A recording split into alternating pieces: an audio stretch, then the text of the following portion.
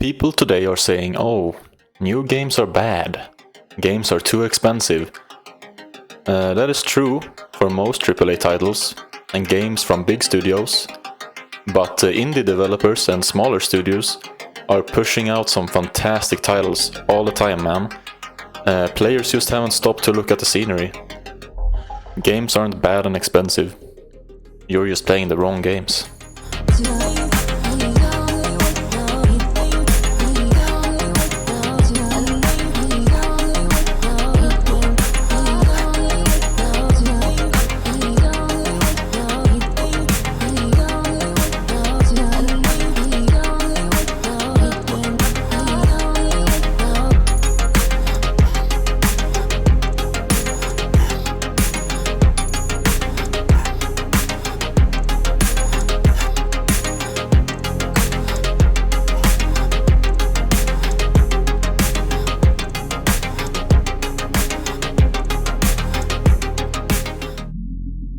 So, you might be wondering about some of these games now. I'm not going to review all of them here, but I will share my favorites and maybe I can convince you to give them a try. STRAFTAT, or STRAFTAT, is a 1v1 shooter with over 150 maps and a lot of weapons, like a lot. The rounds are quick and you fight best of 3 per map. I strongly recommend playing this if you want a spin on the shooter genre that AAA studios aren't providing.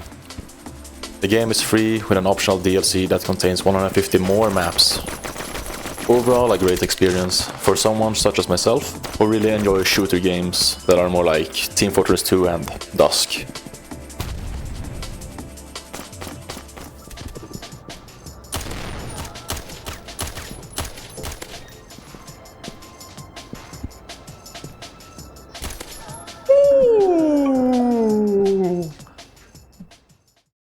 Alright, so next on the list is Voices of the Void. I could yap about this game all day, man, but I will save you the time so that you can go and play it yourself. The description of the game goes as follows. You work as a scientist in the isolated research lab in the mountains of Switzerland.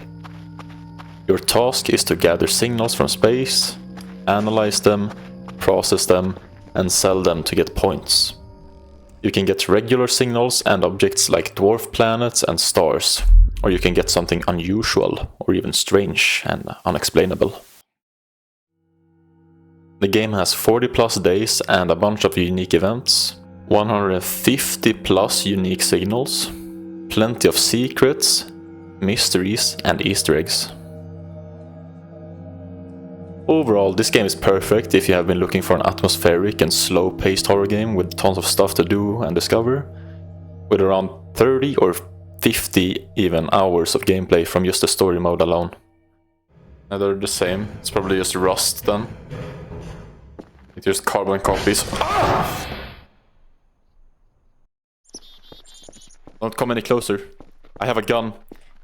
I have a fucking gun. Oh!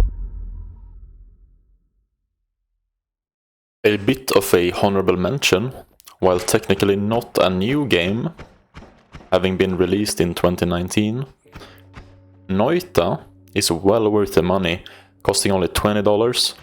Noita is a roguelite game, which basically means permanent character death and randomized levels. The game centers around building your own wands by mixing and matching spells and modifiers.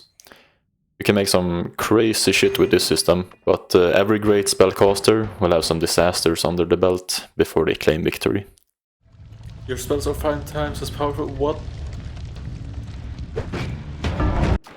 The environment in Noita is completely destructible down to the individual pixel, so to speak. So mine away. Hell, you should delete the whole level before you go to the next one. Make sure you get absolutely everything.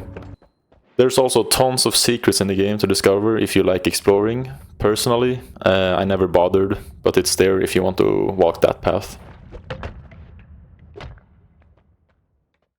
Desktop Survivors 98 is a very recent game to come out in 2025. It's a bullet hell, roguelike aimless horde shooter type thing that runs over your desktop. If you've ever played Vampire Survivors, then it is basically like that, but with a nostalgic coat of paint over. To be honest, if you've already played Vampire Survivors before, then this game is not going to blow your mind, but it is really fun either way, especially if you're new to the genre. There's lots of upgrades to grind for, so if you're the completionist type, you will have quite a few hours of gameplay here. There are tons of more games that I want to talk about, both from the past and the future, but I will save those for a future video. The point of this video wasn't to shit on your favorite games or whatever, but if you enjoy AAA games, that's pretty cool in my book. These games aren't for everyone, but for the people who are sick of expensive games that are full of identity politics, bad writing, microtransactions, you name it. I hope that I've given you some inspiration to try something new. If you don't want to play something new, but you still want a new experience, then you should try modding your games.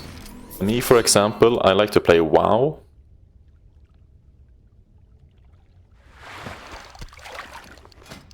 But the modern version of WoW has kinda lost its charm for me. So most of the time I just play Classic, and maybe sometimes private servers that switch up the gameplay a bit. Minecraft has many mods that change up the game. I could probably make this YouTube channel about playing Minecraft mods only and still never run out of content. There is so much. There's a big community of modders, especially for older versions of the game. And it's very easy to download. That's all for this video. I hope you enjoyed it and got some hope for the future of gaming. It's not all that bad, I think. We just need to vote with our money and not play games that make us angry or unsatisfied. See you around. Bye.